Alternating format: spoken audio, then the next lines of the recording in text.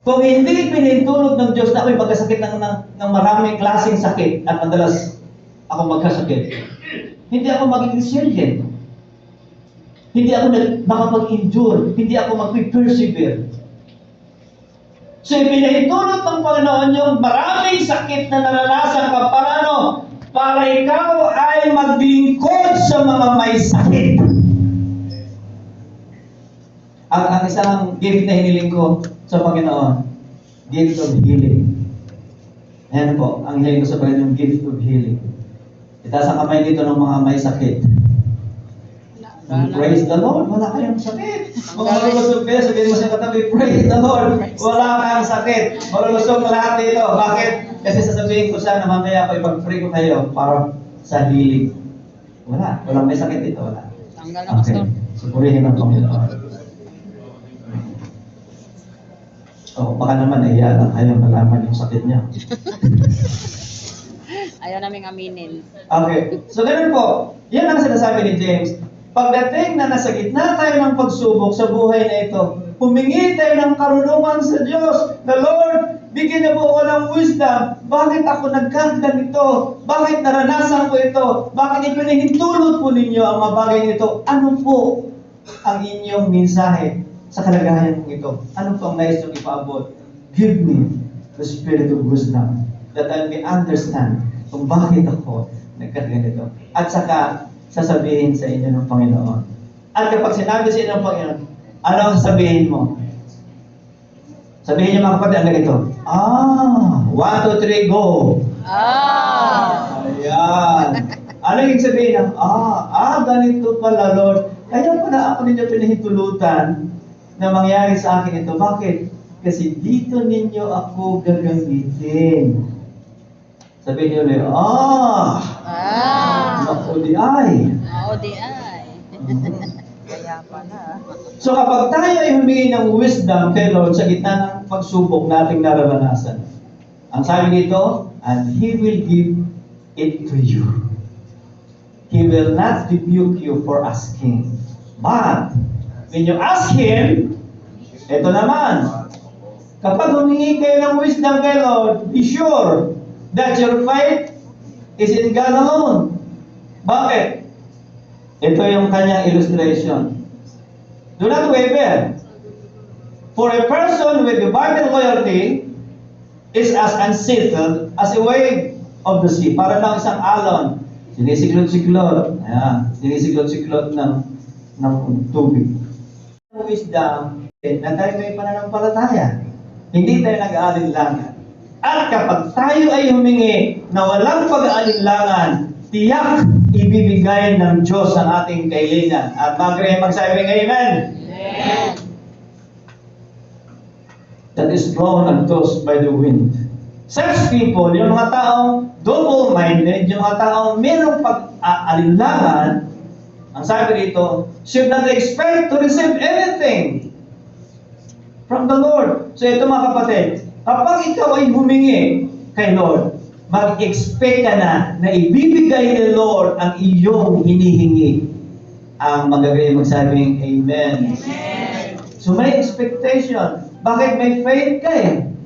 So faith is the substance of things hoped for, the evidence of things not seen. Naniniwala ka, kahit hindi mo pa natanggap, naniniwala ka na matatanggap mo. Yan ang pananampalataya. So the loyalty is divided between God and the world. And they are unstable in everything they do. As with faith and expectation, mayroong pananampalataya at expectation. Ayun na yung net niyo. Number 3, as wisdom to win souls. Ang sabi dito sa ating text, the fruit of the righteous is a tree of life, and he who wins souls is wise. Sino ang wise? Yung mga nagdadala ng mga tao sa piling ng Panginoon. Yung mga taong nag-aakay ng mga tao sa piling ng Panginoon, sila yung wise. Ano po? So winning souls through preaching the gospel. Ano ang strategy para makapag-win tayo ng soul? Pag-share ng word. So those who have been scattered, preach the word wherever they went. So saan man tayo pupunta, mayroong pagbabahagi ng salita ng Diyos. Ipanalangin natin. Halimbawa mga kapatid, ito. Ang sabi ni Pablo, preach the word in season or out of season. So ibig sabihin sa lahat ng panahon, maging handa kang mag-share ng word of God. Alis na lang natin yung word na preach, share na lang. Kasi baka sabihin niyo, Pastor, hindi naman ako preacher. Pero pwede tayong mag-share ng word of God.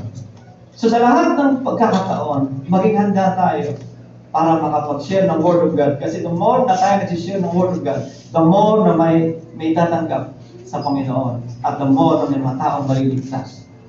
So winning souls through invitation. Nasa kamay, masipag mag-invite. Walang masipag mag-invite dito. Okay, ganito na lang. Itaas ang kamay ng nag-invite, tapos hindi naman dumating yung in-invite. Yun. At pagkatapos, tumigil ka na sa pag-i-invite. Bakit? Hindi naman siya pumupunta. Nag-invite ako ng pagkakit ng cell group, hindi naman sumasama. Ngayon, titigil ba tayo? Titigil ba tayo? Hindi. Bakit? Darating ang panahon. A-attend na yan. Huwag tayong tumigil. Bakit? Kasi sa kingdom of the Lord, mayroong culture of invitation. So, ang sabi dito, the kingdom of heaven is like a king who prepared a wedding banquet. Ito yung nilutulad sa isang kasalan for his son. So, ang sabi dito, he sent his servants to those who have been invited to the banquet to tell them to come, but they refuse to come. So, ang mga anak ng Diyos ay hindi tumitigil sa pag-i-invite na sila ay magsilapit sa Panginoon. Yung mga kaibigan natin, katrabaho, kapitbahay, sila ang target natin. Bakit? Sila ay nasa ating constituent. Sila ang ating mundo. Nasa mundo natin sila. Kaya, in-invite natin sila. Halimbawa po, yung kapitbahay ni Brother Andy. Kahapon po, nakausap po. Andiyan na pala si Dexter. In-invite ko na umattend ng mga tatay. Sabi ko, nandiyan ka na pala, kailan ka dumating? Sabi niya, July pa, Pastor. Sige, sa Saturday, atin ka. O, Pastor. Kasi siya rin ang nagsabi na, ay Pastor, yung aking kasama sa trabaho, yung kaibigan ko noon, naging pastor na eh. Sabi ko, baka ikaw din. Sabi niya, pwede Pastor. Hindi malayo. Sabi sa akin.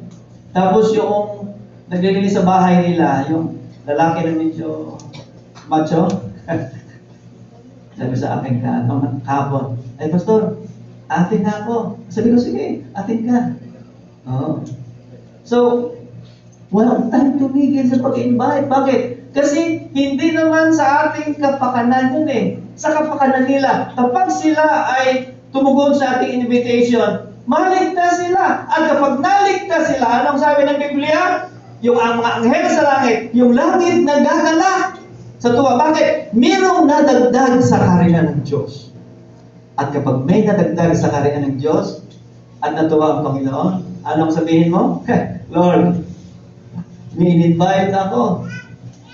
Naging Christian na, Lord. Kaya, ang sabi mo sa salita, hindi kayo ang pumili sa akin. Ang sabi ninyo, ako ang pumili sa inyo maging kaibigan ko. Ano? Mag-go and mag-bear ng fruit, and fruit will remain. At Lord, may fruit na ako. Kaya, ang sabi ninyo, ano man ang hilingin nyo sa pangalan ko, ibibigay sa inyo. Take na yung word na, whatever you ask for. Whatever you ask for. So, ano bang kailangan mo? Bahay? Sasakyan?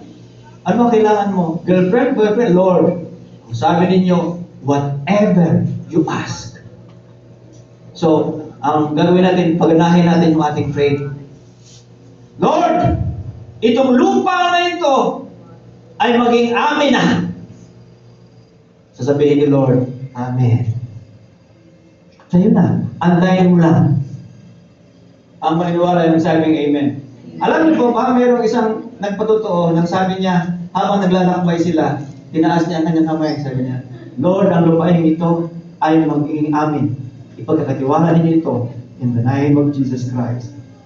After 1 year, yung lupa ngayon, nabili nila. Bakit? May faith at declaration. Faith plus declaration equals Success. success daw. Of course, ibibigay ng Panginoon. Bakit? Ang tanong ito mga kapatid. Nalulugod ba ang Panginoon kapag may faith tayo? Yes. So without faith, it is impossible to please God. Kaya kapag sinabi mo sa Lord, ang ganito, natutuwa siya. Bakit?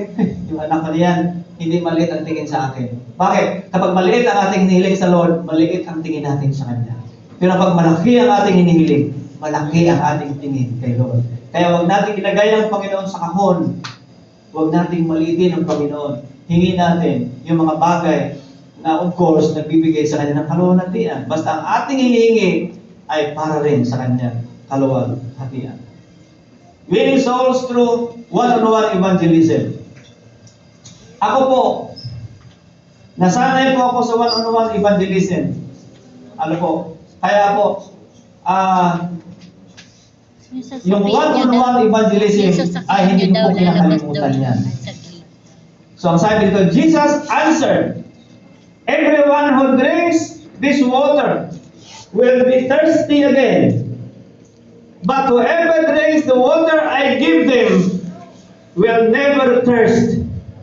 Indeed, the water I give them will become in them a spring of water welling up to eternal life. Ang sabi ng woman, the woman said to him, Sir, give me this water so that I won't get thirsty and have to keep coming here to draw water. Sino ang kausap ni Jesus Christ dito? Yung Samaritan woman. One-on-one dito. Yung si Jesus Christ ay nasa balon. Ngayon, may isang babaeng umigib. At ang ating pong komentary doon, bakit tanghali siya umigib? Kaya siya umigib ng tanghaling tapat, siguro para may pangluto, pangsabaw sa sinaing niya. Kaya sa bumili ng tanghaling tapat para walang tao sa balon. Bakit? Kasi pag umigib siya na maraming mga babae sa balon umigib, siya ay pagkukwentuhan. Bakit? Kasi ang babaeng ito, 5 na ang kanyang kinakasama. So pumunta siya sa balon at na-encounter niya si Jesus Christ. Tandaan niyo mga kapatid, si Jesus Christ, ang kanyang pinakatagpo, yung ang tingin ng iba ay masama. Kaya ito yung prinsipyo nito. Ang Pilipinas, ang tingin ng ibang bansa, pura. Tama po ba? Tama. Ang tingin ng ibang bansa sa Pilipinas, pagdating sa babae, katulong. Ang tingin ng ibang bansa sa Pilipinas ay hindi lang pura, kundi talagang mandaraya. Saan dinadaya? Isa award. Pero tingnan ninyo. Sino ang lalapitan ni Jesus Christ? Yung bansang ang tingin nila ay matuwid sila? O ang bansang ang tingin ng ibang bansa ay makasalanan? Sino ang lalapitan ni Jesus Christ?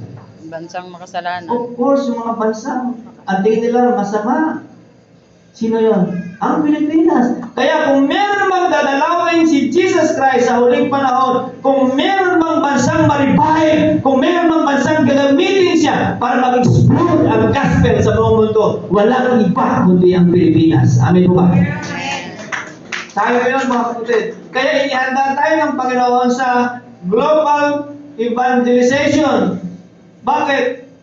Ang Panginoon ay nagpapadala dito ng mga Koreano para magtayo ng Bible School. At ang mga Koreano, libre ang lahat. Libre ang tuition, libre ang notebook, libre ang ballpen, libre ang pamasahe, libre ang kain. Saan pa kayo? Meron ako mga alam na Bible School ng mga Koreano. Ngayon, tanong, bakit sila nandito para magtayo ng Bible School na libre? Pinitulot ng Diyos yun. Para ano? Para ang Pilipinas matrain. sa global evangelization. Kasi mga kapatid, ang takbo ng Ebanghelyo sa panahon ngayon, ang momentum ng gospel ay nasa Asia. Kaya sabihin mo siya katabi, gagamitin ka ni Lord. Gagamitin ka ni Lord.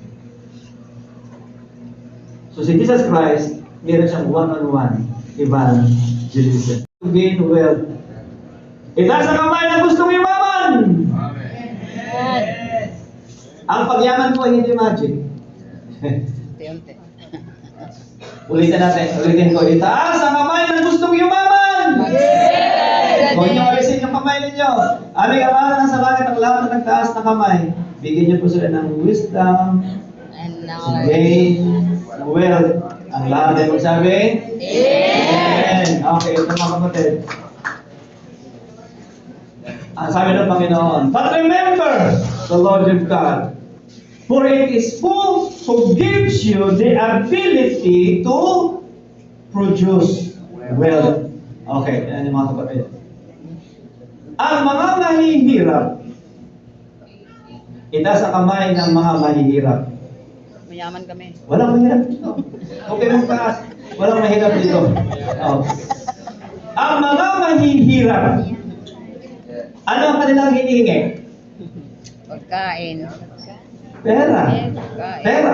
Tama ba? Pero ang mga may pera, ang mga mayayaman, ano ang kanilang hinihingi? Pera pa rin. Ito mga kapatid, tingnan niyo yung pagkakaiba. Ang prayer ng mga mayayaman, bigyan niyo po kami Lord ng idea, wisdom, to produce wealth. Bakit? Ito ninyo. Pag umika ng pera, madaling maubos ang pera. Di ba ba? Pero pag binigyan ka ng Panginoon ng idea na magnegosyo, yung idea o wisdom o ability na ibinigay sa ng Panginoon, yan ang magpuproduce ng wealth. Amen ba ba? So huwag pera ang hingin natin. Ano hingin natin? Idea, wisdom, ability to gain wealth. Ibibigay ng Panginoon yan. Kung ikaw ay anak ng Diyos, ibibigay ng Panginoon yan sa iyo. Hindi niya ipagkakait yan. Amen mo ba? Basta mga kapatid, tama lang ang puso natin. Ano yung isipin ng tama ang puso natin? Lord, kung magkakaroon ako ng negosyo at mag-produce ng wealth, meron na akong magamit para makapag-invest to win souls and make disciples. Amen. Meron akong magamit para makapag-invest sa inyong kingdom. Pagka ganoon ang motibo ng ating puso, ay ibibigay ng Panginoon. So, ask for idea, not money. Tingnan nyo, yung mga mayaman ngayon, meron silang idea. Sino yon? Sila si Steve Jobs. Hindi naman sila, karamihan sa mga mayaman, hindi lang pagtapos ng pag-aaral. Sino pa? Yung nag-invento ng Microsoft. Sino yon? Si Bill Gates. Hindi naman nakagraduate ng college yun. Itong mga ito, hindi nakagraduate ng college. Ibigay ni Lord, walang sukak talagyan. Hallelujah. Ang malaki tritten, talagang mandatory na magbigay tayo sa Panginoon. Pero doon po, mayroon po ditong sinasabi, test me. Subukan daw natin ang Panginoon. Mayroon po akong isang patotoo na nangyari sa buhay ko. Na-testimony ko na ito sa aming CG, sa aming sentro. One time, alam niyo mga kapatid, hindi lang sa mga bagay-bagay na subukin tayo ng Diyos, even our financial, sinusubok tayo ng Panginoon. Amen? Kasi alam niyo, ang pagsubok ay iba-ibang sitwasyon. Yung ako sa buhay ko, pumunta akong church, ang pera ko is 200 na lang. 200 lang talaga. Alam na Lord yun. Sa wallet ko. Tapos, ang lakas ng lead ng Holy Spirit na pagdating sa offering time, ang sabi ng small boys, ibigay mo. Alam mo yung small boys na yon? Pinakinggan ko yun. Sapagkat sabi nga sa Malakay, test me. Subukan niyo ako. And that time, yung 200 na naman ng wallet ko, that time, binigay ko sa Lord. Binigay ko. At purihin ng Diyos, alam niyo mga kapatid, talagang ang Panginoon talaga ay masasabi ko ng Diyos ng himala. kasi wala na akong pera eh. Yun lang talaga 200. Paglabas ko ng church na ito, doon sa pagbigay ko ng 200 ng chinalis ako, paglabas ko doon, may isang lingkod ng Diyos. Hallelujah! Binalik niya sa akin yung binigay ko. Amen! Palakpakan natin ang ating buhay na Diyos. Glory to God. Tapos, bumalik ako pasok, tinignan ko yung binigay ko. Sabi ko, hindi siguro nagustuhan kasi yun lang talaga 200. Pero purihin ang Panginoon. Alam ng Diyos na walang-wala na ako talaga. Binalik ng Panginoon sa akin. Amen! Tinisting ang aking pananampalataya. When it comes sa magbibigay, alam ng Diyos na may ibigay tayo. Amen! Glory to God. So sa umagang ito, challenge ko, sabi ng Panginoon, test me. Subukan natin ang aking Panginoon Jesus. Amen! Glory, glory to God. Hallelujah. Awit mo na yun. Building up the temple. Building up the temple. Building up the temple of the Lord. Magbigay tayo sa Panginoon. Sister, Father, 1, 2, 3. Building up the temple of the Lord. Again. Building up the temple. Building up the temple. Building up the temple of the Lord. Father, 1, 2, 3. Sister, 1, 2, 3.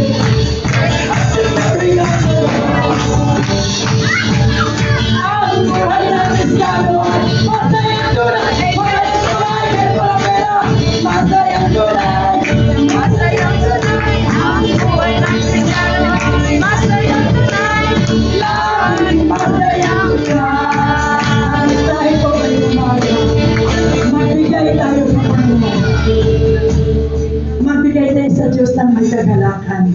Ang challenge ng Panginoon sa atin ngayon, sabi ni Lord, sa Malakay 3, test me, subukan niyo ako. Hallelujah! Lahat ng wallet ngayon alam kong may laman.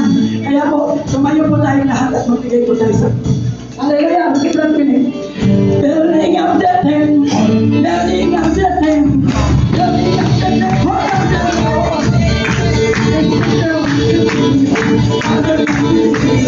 Building up the temple of the Lord.